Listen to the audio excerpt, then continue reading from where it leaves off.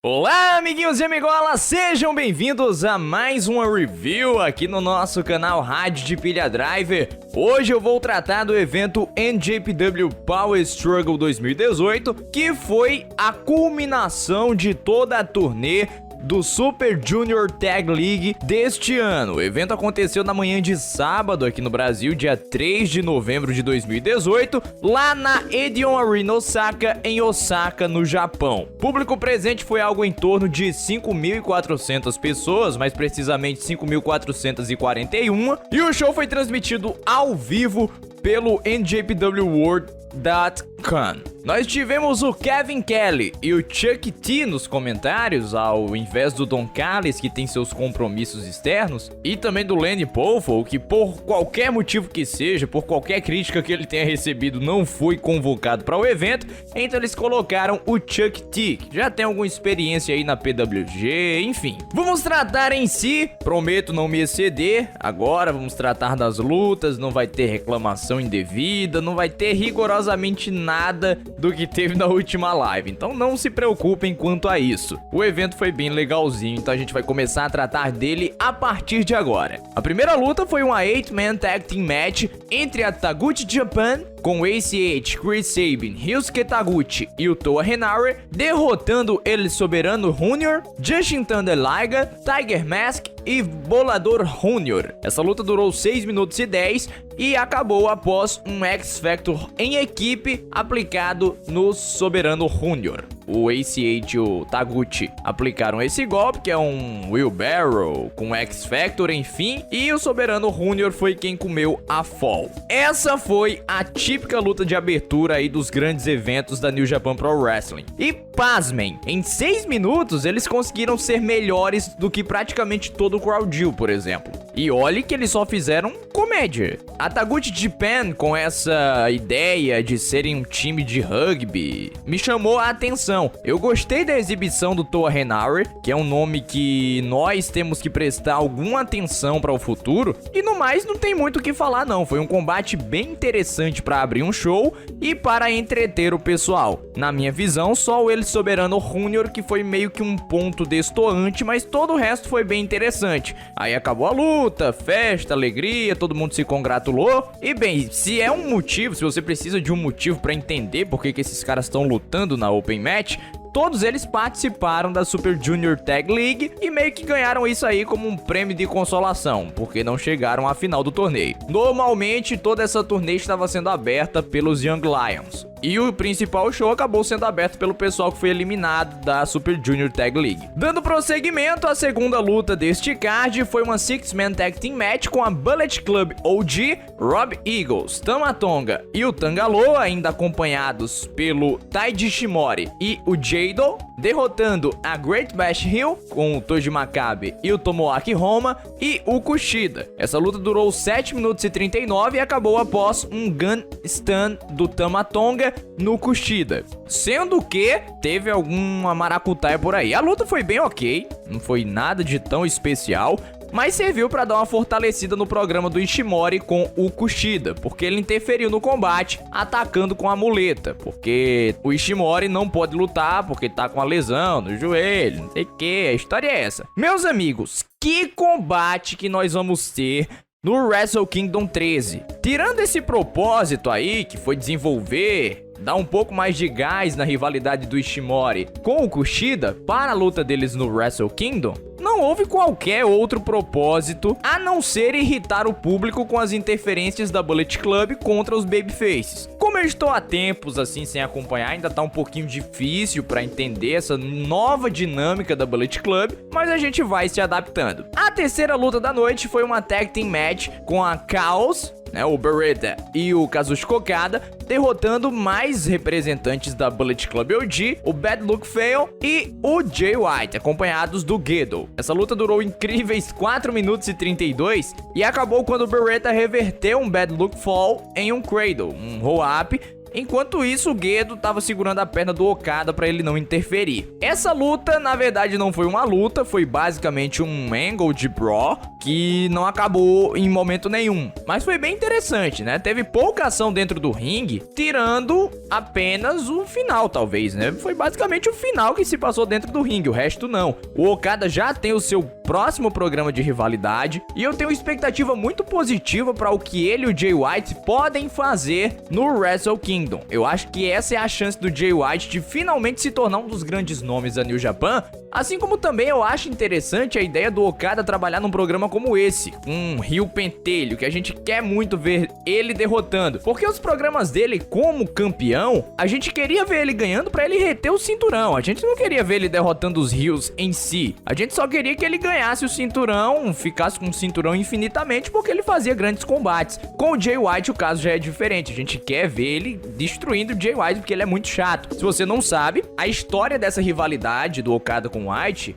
data aí do Destruction, que o White e o Gedo fizeram um turn contra o Okada, aparentemente sem nenhum motivo. Aí depois da luta que aconteceu agora no Power Struggle, o Jay White e o Okada começaram a brigar, os Young Lions tentaram separar, não conseguiram, até que o Jay disse que enfrentaria ele em qualquer lugar, qualquer hora, sem nenhum dos caras que garantem as costas deles estando lá por eles. E o Okada disse que nessas condições eles poderiam lutar naquele momento. Só que o Jay White arregou. Mas na manhã desta segunda-feira aqui no Brasil, foi anunciado na conferência de imprensa que Jay White e Okada se enfrentarão no Wrestle Kingdom no Tokyo Dome em 4 de janeiro. Pois bem, continuando, quarta luta da noite, mais uma das lutas preliminares. Os Golden Lovers, com Kenny Omega e o Kota Ibushi, derrotaram David Finlay e Hiroshi Tanahashi aos 9 minutos e 47 de combate, após eles aplicarem um Golden Trigger no Finlay. Mais uma daquelas lutas preliminares que existiu porque havia um propósito, que era dar um pouco mais de fogo no fuzil da rivalidade do Omega com o Tanahashi, e também dar um pouco mais de fogo no fuzil da futura luta deles, ao mesmo tempo em que deixou todo mundo com um gostinho de quero mais,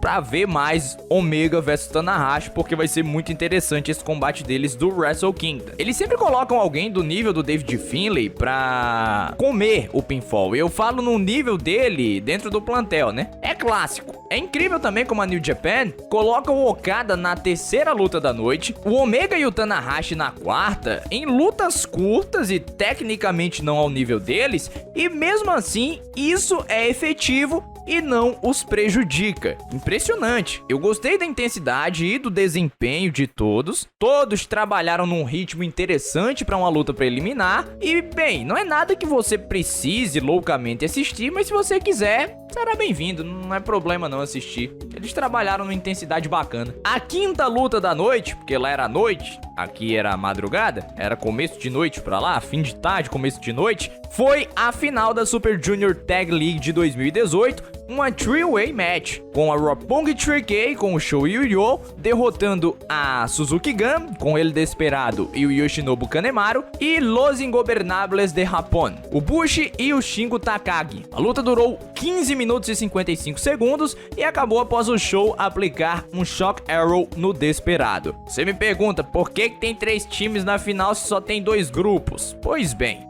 os 3 times alcançaram 10 pontos na tabela de classificação e por isso a final foi uma three-way. O Liger e o Tiger Mask, na grande surpresa do torneio, na considerada grande surpresa do torneio, derrotaram o Bushi e o Shingo Takagi. E isso impediu que eles chegassem aos 12 pontos e acabou ocasionando essa final three-way. Eu sou muito contrário a esse tipo de luta porque acho que lutas com 2 duplas ganham em emoção, em técnica e principalmente psicologia. Essa ação sem parar é interessante pra quem gosta do Spot Fest, mas ela não faz sentido. Essa luta pra mim tava tendo uma avaliação bem normal, com um desempenho bem interessante das duplas, principalmente do Bushi e do Shingo, que eu ainda não tinha visto, até que eu comecei a gostar do combate quando o Shingo quase matou o Show com um Bombing Bomber. Um grande golpe, uma grande Near Fall, e logo depois veio um 3K no Shingo, que o Kanemaru impediu a contagem de 3, puxando o árbitro pra fora do ringue. Olha, foram 2 grandes Near Falls consecutivas. É importante ressaltar que me fizeram gostar mais do combate, que ainda teve outras Near Falls e terminou com a Roppongi 3K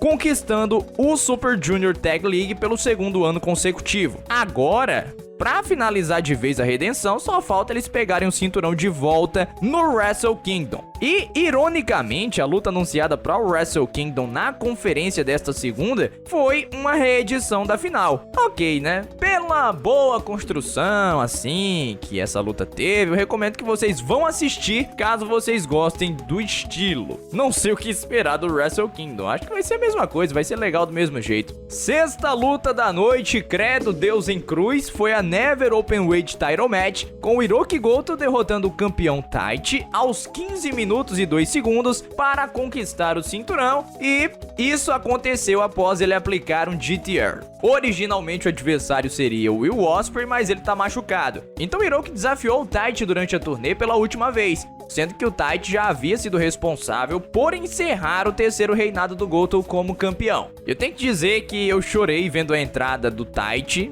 que eu só consigo definir como bizarramente espetacular, e chorei por pelo menos 11 minutos desses 15. O começo da luta foi meio que emulando que o Goto tava paralisado, nocauteado, não sei. E o Taichi não querendo finalizar o combate. Você me desculpe, mas isso não faz pinguinho de sentido que seja. Foi a coisa mais bizarra que teve assim no show, disparada. A construção da luta deixou muito, mas muito Taichi em evidência, e isso é um problema, isso é um perigo, principalmente quando o oponente é o Goto, que é meio que um vagalumezinho. Eu confesso que eu fiquei bastante entediado, até que nos últimos 4 minutos de combate, eles começaram a trabalhar num ritmo interessante, principalmente depois de eles trabalharem com o final da luta anterior. A partir daí eles melhoraram um pouco a minha avaliação, mas ainda assim foi uma luta muito ruinzinha, assim, muito. Ainda bem que era a primeira defesa do Taichi, e parabéns aí para o Goto, que se tornou pela 4ª vez Never Openweight Champion. Agora é esperar o Ospreay, vamos ver quando ele voltar como é que as coisas vão ser, o que é que vai rolar, mas esse título é um dos poucos do wrestling inteiro que você não tem qualquer benefício em tê-lo, muito pelo contrário. E é incrível como ele combina perfeitamente com o Goto. É incrível mesmo. Como há um conflito aí de caos, né? O Ospreay e o Goto são da caos. Eu acho que é bom deixar o Ospreay bem longe desse título. Quem sabe colocar ele pra enfrentar um Kota Ibushi da vida, que tá completamente perdido aí no card do Wrestle Kingdom. Não sei. Só deixa ele longe do Goto e desse título de preferência. Sétima luta da noite foi a luta pelo Rev Pro Undisputed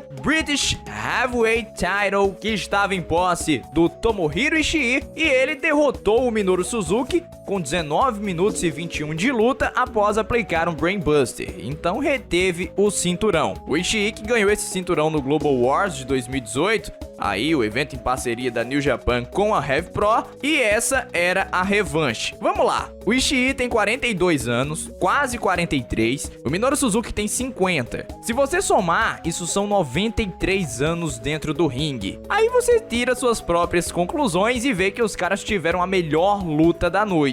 Exatamente como era de se prever. Seria a geladeira Frost Free prata da violência, se é que nós podemos descrever assim. Os dois são, talvez, em atividade, os dois melhores em fazer lutas desse tipo. E a luta foi basicamente pancadaria a torto e a direito, com um pouquinho de wrestling pra lá, pra cá, uma submissão, mas foi uma luta absolutamente intensa, violenta, com os dois deixando tudo dentro do ringue, até sangue. Certamente uma recomendação para você que tá acompanhando e que gosta de lutas básicas, porém com níveis de brutalidade elevados. Não teve nada de entretenimento esportivo, foi uma pura guerra, uma pura batalha. E para completar tudo isso, o Ishii saiu completamente pistola. Ele nem quis levar o cinturão com ele. Meu amigo, isso é muito ódio, é muita raiva possuindo a cabeça das pessoas. Calma lá, pra que isso?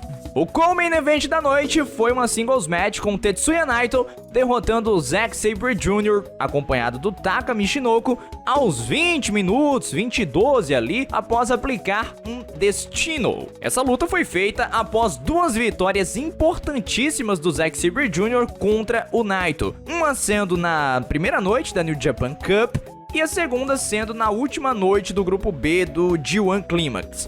No King of Pro Wrestling, o Jericho atacou o Evil, incapacitou ele de enfrentar o Zack Sabre Jr. e o Zack Sabre Jr. ficou brabo, atacou o Evil e continuou nisso até que o Naito apareceu e então eles consumaram a luta. Olha, foi um excelente combate. Eu não assisti às lutas anteriores, pelo menos não ainda, mas essa luta foi baseada em cada um atacar uma parte do corpo do outro. O Zack Sabre Jr. tentou atacar a perna e o Naito, um pouco mais experiente depois de 2 derrotas, atacou no pescoço para prejudicar as manobras do Zack Sabre Jr. Foi um espetáculo técnico, basicamente. É impressionante a capacidade técnica do Zack Sabre Jr. Ele reverteu uma Hurricane Rana numa série de submissões que foi do STF ao Rings of Saturn. Simplesmente impressionante, uma fluidez absurda. Essa foi outra luta completamente diferente e é isso que é fascinante na New Japan. Cada luta e cada combinação tem a sua particularidade, então você sempre tem muita variação nos cards. Depois de uma completa slugfest, um espetáculo técnico como foi Naito vs Zack Sabre Jr. Deveria ser mais valorizado o wrestling técnico, o catch, o estilo do Zack Sabre Jr. E o pessoal acaba dizendo, isso aí é muito chato, mas é impressionante o que o cara consegue fazer dentro do ringue com uma fluidez que a gente não vê em qualquer outra pessoa. Nenhuma outra pessoa consegue ser o Zack Sabre Jr. E o Naito foi muito bem na tarefa dele de aguentar, né, de ser o bonequinho mamulengo do Zack Sabre Jr. Mas no final acabou saindo com a vitória. E o main event da noite foi uma luta pelo IWGP Intercontinental Championship, com Chris Jericho defendendo com sucesso o título contra o Evil, em uma luta que durou 21 minutos e 40 e acabou com um Lion Tamer. Venceu por submissão Chris Jericho. No Dominion, que foi revisado aqui no canal, eu, o Francesco, falamos sobre o show, o Chris Jericho derrotou o Naito e conquistou o Intercontinental Title. Depois disso, ele continuou atacando o Naito até o Naito ser salvo pelo Evil. Aí aconteceu aquilo que eu falei agora há pouco no King of Pro Wrestling e o Jericho desafiou o Evil pra essa luta. E foi isso, essa foi a história. Uma luta bem interessante e ao estilo que o Jericho tem feito na New Japan. E é incrível como ele só fez 5 lutas no ano e no geral foi material bom, bem revigorante pra carreira dele. E tudo começou nesse combate com uma grande brawl, depois evoluiu pra uma luta bem lutada, e o único problema desse ser o main event é que era muito óbvia a vitória do Jericho pra que eles continuassem o programa com o Naito. Mesmo assim, eles fizeram uma construção de combate que permitiu em momentos-chave, como no final, que nós achássemos que poderia haver uma mudança de planos e o Evil se tornar o campeão. Gato escaldado tem medo de água fria. Mas no geral, eu quero destacar alguns pontos. O Jericho, num determinado momento, pegou uma bandeira da New Japan e se assoou com ela. Aparentemente ele não aprende que não deve brincar com bandeira. Teve o uso de mesas, teve um DDT na mesa que não quebrou, então I am the table. E pouco depois o Evil deu um STO em cima da mesa que por muito pouco não mata o Jericho. Mas tirando isso, foi uma luta bem boa, que também eu recomendo que vocês assistam. Após a luta, o Jericho colocou o Evil de volta na submissão, manteve ela trancada até que o Naito apareceu e espantou ele do ringue. Aí o Naito pegou o microfone e desafiou. Quer dizer, ele disse que ia enfrentar o Jericho. E foi isso aí, fim de papo para o evento. E aí nós vamos para as entrevistas nos bastidores, já corta para uma entrevista do Jericho completamente revoltado, dizendo que o Evil é um adversário muito bom, que respeita ele, que fez ele famoso e tal. E o Naito é um covarde. Então não vai ter revanche no Korakuen Hall, não vai ter revanche no Tokyo Dome, não vai ter revanche no Madison Square Garden, não vai ter revanche em qualquer lugar que seja. Isso foi o que o Jericho disse, porque ele já fez o Naito famoso por 2 vezes, e se ele quisesse ficar famoso pela 3ª vez, que ele encontrasse outra pessoa, mas não ele, que ele já tinha feito o Evil famoso e já tinha feito mais um clássico, somando 257 clássicos na carreira dele. O Jericho é sensacional, é impressionante a capacidade do cara de mexer com o público, de ser chato se ele quiser ser um heel.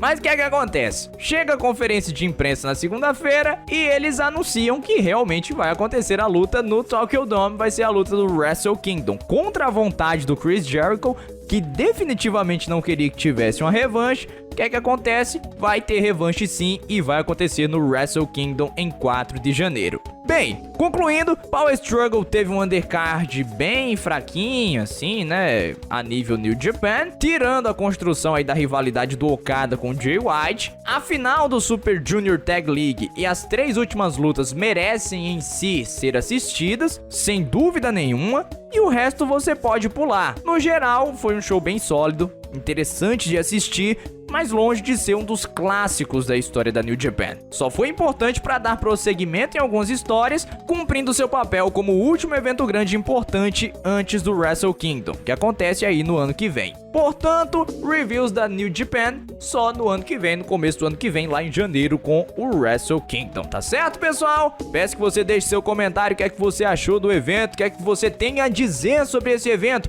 Pode deixar aí no comentário que a gente vai bater um papo sobre o Power Struggle que culminou no final da Super Junior Tag League deste ano. No mais, em breve, provavelmente, não vou garantir, que teremos uma review aí do evento, do show, do que quer que seja que tenha rolado lá no Cruzeiro do Chris Jericho. Já tivemos acesso aqui às imagens e em breve nós vamos bater um papo sobre isso. Talvez também vamos bater um papinho sobre o retorno do Pac, como você queira chamar, do nosso querido Neville, para a Dragon Gate. Ele que enfrentou o Flamita e a gente vai bater um papo sobre isso também. Então, fique ligado aí no canal, se inscreva se você não for inscrito, ative o sininho para receber as notificações e é isto. Tchau, tchau galera! Fui!